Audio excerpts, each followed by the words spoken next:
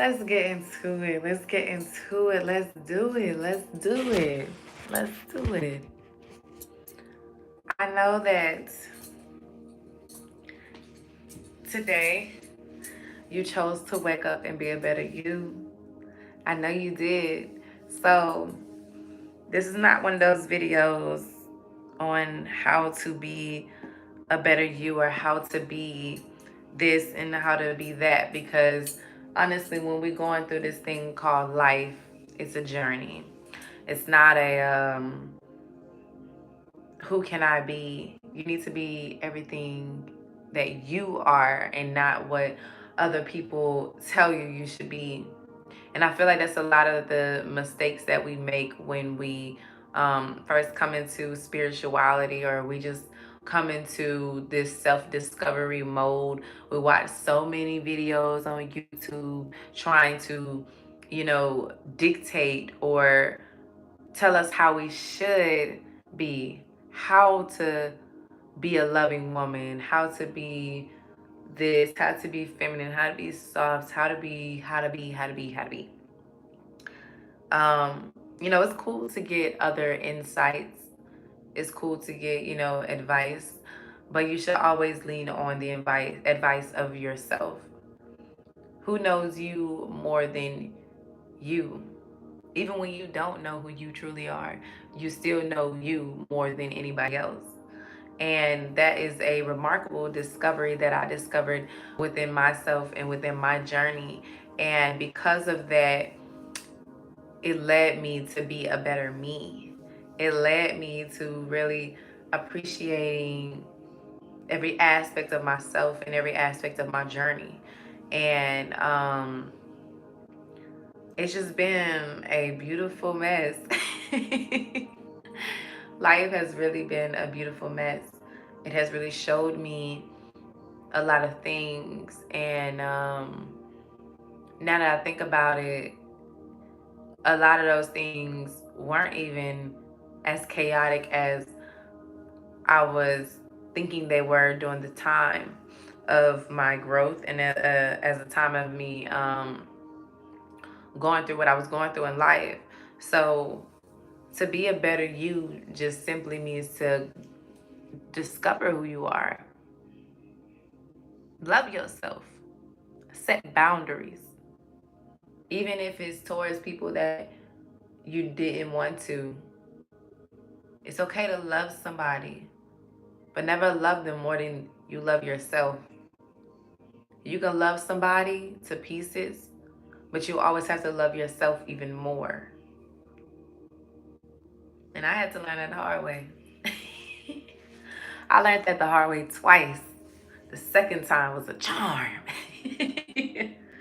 Ooh, that second time hit your girl hard. Child, I was falling in depression every trip. I said, damn. But it's without that lesson, that hard lesson, I would not be the person that I am today. And I'm so proud of who I am so far in my journey. And I had to realize that last night that, it's important to appreciate where you are in your journey. It's important to appreciate who you are at the time of you having the awareness of you being in your journey. Oh, did you catch it? Because I can't repeat that one. You're gonna have to press rewind on the video. But it's just, life is a powerful thing. It has a lot of powerful messages to show you. It's up to you whether or not you pick up on those messages. And if you don't pick up on those messages, you're going to keep continuing and going through the cycles over and over again. That's why a lot of people go through relationship after relationship and still experiencing the same thing, because they have not dug deep and dived into who they really truly are. And that causes a lot of heartache, and that causes a lot of um, issues. So when we learn to take a moment and to really just breathe every step of our journey, and even I have to remember that sometimes too. So I think the biggest thing when it comes to showing people about the importance of a different perspective, or just giving people a different perspective in general. It starts with being authentic. It starts with being who you are, where you are in your journey. Self-awareness is key. Self-awareness is everything. And when I really learned to dive into my self-awareness was really when I started doing breath work. When I started doing breath work, it shifted my entire paradigm. It shifts, baby. It shifts, honey. It shifts, baby. It shifts. And that was a beautiful thing. And I'm glad that I had that awakening, because it truly, truly, truly changed me, and changed me very well. So a message that came across me last night was, sometimes you have to lean on chaos to overcome fear.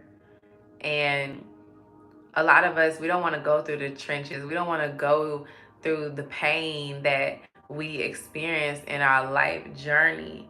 And I get it. I completely get it. Sometimes it's just really too much to deal with. It can be. But at the same time, we have to understand that we have the willpower and the true power to shift that and change that with just a simple thought process. And a lot of times people ask me all the time, how do you think like that? Like, what made you start thinking like that? And I was like, man, listen, I started cleansing spiritually, mentally, and physically. But in order for you to actually make that thought shift, or that mental shift, you have to start with your mindset. Your mindset is everything. Your thoughts, everything that you think, everything that you feel, you have to start with that. You have to start with your mind, your thoughts. Your thoughts are very powerful. Whatever you think happens. Whatever you feel happens. So when we have that control, that self-control, to understand that, okay, what I'm experiencing right now at this very moment, I'm choosing to experience that. I'm choosing and I'm allowing me to go through the same cycle over and over again. And when we understand that we're allowing that to go through our life, something inside of us should say, okay, I'm making myself feel like this. I can make myself feel like happy. I can make myself feel joy. I can make myself feel peace. And all of that is a state of mind. When they say hell, you don't going to hell, yeah, it's a state of mind. Everything is your thoughts. Everything is your mind. A lot of people like to look at things on an external level.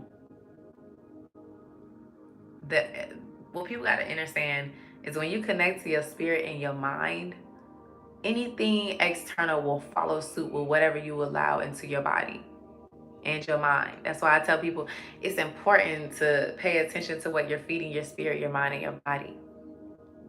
What are you feeding your body? What are you feeding your mind? What are you feeding your spirit? Are you even connecting to your spirit? Your spirit is your breath. Your spirit is your breath. Are you connecting into it? Are you being aware of it? Are you smoking? That's feeding. You're feeding your spirit. You're feeding your lungs. You're feeding your breath. Are you smoking? Stop.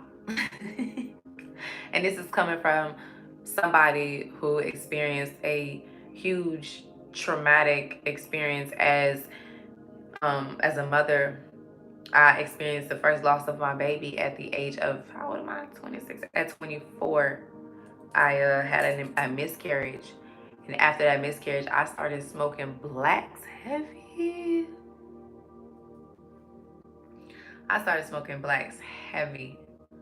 I'm talking 5 times a day, maybe even 6.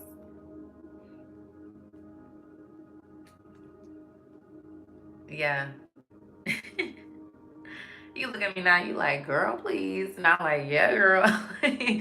Like, yes, I went from smoking 5 times a day, smoking 5 blacks, maybe even 6, depending on the level of depression and the mental state that I was in.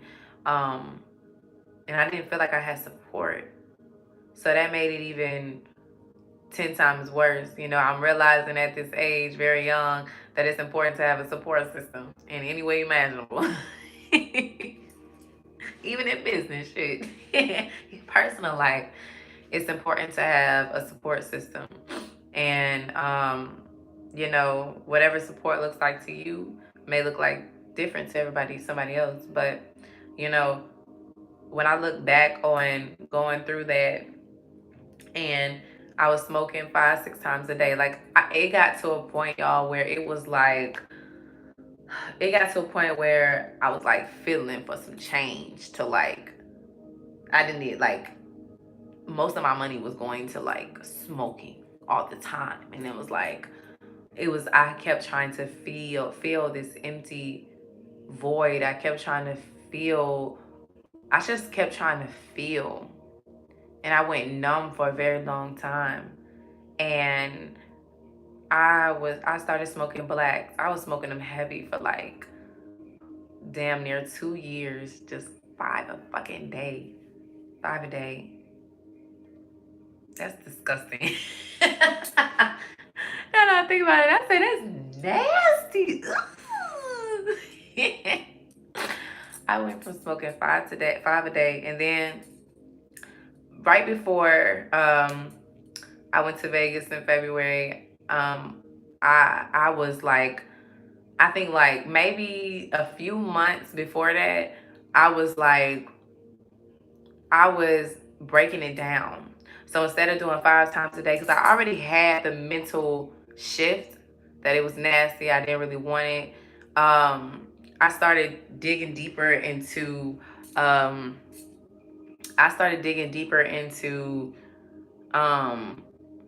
my herbs and stuff. Like I started digging deeper into Yaki, 19 Keys. I started, you know, trying to get my mind together. I started watching motivational videos. I started just, you know, journaling about this stuff. I started watching, therapy podcasts and stuff like that. And I'm like, okay. So I come across my good sis my good sis, Danny, and you know, I told her that I was ready to, she's a breathwork facilitator. And I'm like, okay, maybe this can help me. And even like every time I would think about like stop smoking, I would get on Instagram and she would be the first person that I would see. And so I'd be like, okay, like maybe it's a sign. So I reached out to her, and you know, we set it up, paid it, whatever the case may be. And I kid you not, y'all, the first session I was in that crying, like like I was just crying. I was like, why am I, if I'm breathing, why am I crying? Like what? And she explained it to me. She was just pretty much saying, you know, when you align with the breath and you calm down, you start to, the things that that you experience, it start to catch up to you. And so, you know, when she said that, I was like, whoa, like these emotions are going back since I was a kid. Like, you telling me I haven't been able to catch up to nothing up until now, and I'm 26. And she was just like, yeah, she said it happened to her too. I said, whoa, that was a huge paradigm shift for me. And I remember doing the breath work, like right before we started doing breath work. I think I had actually quit. I quit smoking because I remember we went to Vegas towards the end of February. And I remember telling my sister, like, damn, like, I do not want to smoke anymore. Like, I don't want to do it anymore. So I think by the time February came, I was down to like maybe like 1 or 2 a day, maybe 3 a day. And then like probably like that week before, like a lot of shit was just going on. Like people have no idea. Like a lot of stuff was just going on. And we were having an issue with the apartment. Like they were just doing a bunch of like crazy ass shit. But they was working with us at the same time, but then they was just doing a bunch of it was a lot going on. So I learned too in that moment, when spirit don't want you to be somewhere, when God don't want you to be somewhere, everything gonna start to break down. I'm gonna put it like that. So when we started doing breath work, I started my awareness for myself just really changed, and I started to go deeper and deeper and deeper into myself. And that really helped me so much when it came to battling with addiction. And that's why I encourage people. Every time I meet somebody and they be like they smoke and they want to stop smoking, the first thing I tell them is breath work. Breath work. I went from smoking 5 a day to none. I can't stand the smell now. I can't I can't be around it. I can't do anything with it anymore. And I'm so grateful. I'm so thankful, because that is my testimony. That is just, I even to even get me to that point, I don't even, I think I was like, I never smoked around my daughter ever. But it was a point where, I'm about to be so transparent. It was a point where I was outside and I was smoking, and my daughter, she came out to the balcony and she was looking at me by my car, and she was just like, "Mommy, when you gonna be done smoking?" And I was just like, I didn't know she even knew what that meant. So I was like, ew, is this what I'm showing her? Is this what I'm implementing into her life? Like, is this what her sponge stage, is this what she's soaking up right now? And when I had that thought process, I immediately, that was my last one I smoked. And I was like, oh my gosh. I said, oh my gosh, just imagine how many times she's seen this shit. I just felt really disgusted with myself as a woman, and just disgusted with myself as a mother, because I'm like, and then I started thinking about my relationship with my mom, and I'm like, I seen my mom do this. I seen my mom do this. And I was like, I could think and go back as far as, just I hated the smell. So I'm like, damn, like, why am I doing this? And so when I just look back on that, and I think about where I am now, and how I just used to beat myself up about just being in a better situation, being in a better life, I realize I have come such a long way. I have no idea. Even when it comes to relationships, everything has changed. Everything is completely changed. So, that really, I really needed that experience, and I did that strong and heavy. But then I started getting into the painting, you know. I started pouring into myself. You see the locks are back. But I started really loving myself and choosing to do better, because I wanted a better me. I wanted to be a better mom. I wanted to be a better person. I wanted to be a better wife. I wanted to be better. I'm not a wife yet, but anything that I do is to be a better person, a better wife, a better mother, um, a better server for my community. Anything that I do, I think big on. So the fact that I was able to overcome that was just really, really huge for me. And from just thinking about it, like, a lot of that stemmed from my miscarriage and the way it went down, even just the after effect of that. The person that I was with at the time, he bailed out on me emotionally, and that really sent me into a deep, dark depression. And when I realized, okay, I have to go through this by myself, um, that really changed me on the inside. And I'm like, okay, nobody's coming to help me. Nobody's coming to save the day for me. Nobody's coming to do any of that. So I started turning deeper and deeper into myself. And I realized I had to lean onto the chaos. I had to lean and go through what I was experiencing to even get here. And a lot of that, I took a lot of accountability for a lot of the things that I allowed into my life. And I learned how to really truly forgive. And I had to forgive myself. And when I was able to forgive myself, my entire life changed and my thought process changed. I no longer looked at things a certain way. So, I just learned to take things for what it is and to appreciate that, honestly, because it really is a beautiful thing to see things for what it is instead of for what you think or should or wish they could be. So, um, yeah. And I also wrote this down because I got this message last night too. That's the beauty of breath work. Even when you're using it to calm yourself, it can sometimes feel rapid, but that just means to continue so I can make peace with my soul. And I was like, oh my gosh, come through with the messages. That was so powerful. Because I was thinking about breath work at that time, and I was like, damn, breath work. Because what I was doing last night is I was feeling myself before I started breath work, doing breath work, and then afterwards. And this happened when I started doing it and I started connecting. I was feeling my diaphragm, and I was like, okay, I still feel like I'm a little bit calm, but I still feel this rapidness. And that, let me read that again. It says that's the beauty of breath work. Even when we're using it to calm us, it can sometimes feel rapid. But that just means to continue so that I can make peace with my soul.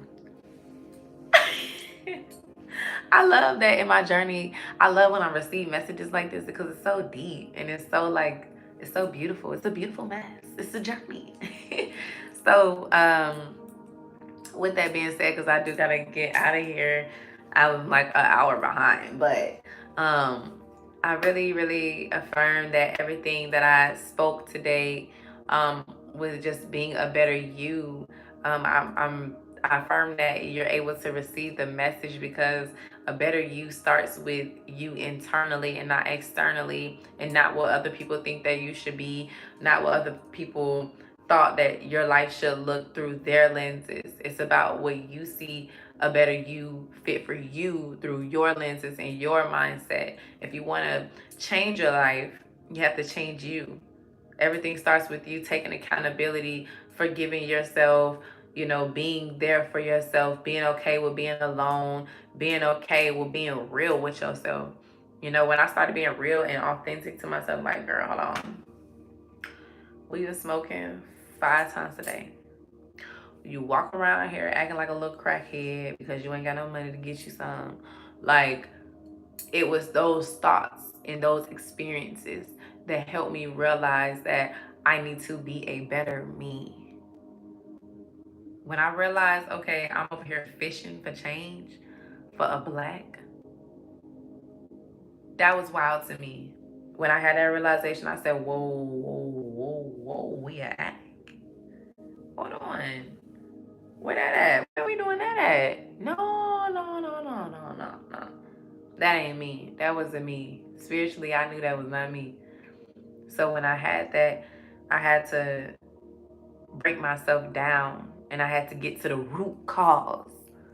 The root cause was emotional attachment to things that was no longer for me. And when I realized that, a change happened within myself where I told myself, okay, you know what? From this day forward, I deserve joy. I deserve peace. I deserve happiness within myself and within my environment. And when I told myself I am deserving of that, I got exactly what I said I was going to get. And I got joy, I got happiness, and I got peace within myself. It don't matter what I have materialistic wise, because I know where I'm headed in my journey, that's going to come anyway. I've never been the one to be fixated on material anyway. That never mattered to me. I could live on a farm in the middle of fucking nowhere and with a horse and and a rocking chair and a garden, and I'm okay. I don't need outside sources. I don't need that. It's nice to have, you know, who don't like nice things, but that don't move me. What moves me is peace and happiness and self-control and discipline and joy and happiness and peace and smiling. That's what moves me. What moves me is creating, is knowing that I have the ability. What moves me is I know that I have the inner ability and the inner control, self-control, to make necessary and needed changes for myself. Everything that I do is for myself, my daughter, and my community. And I stand in that. I stand strong in that. You got to stand for something. Stand for something. So with that being said, family, I gotta go. So I'm sending nothing but love, peace, and harmony. Peace and harmony to you. I love each and last one of you.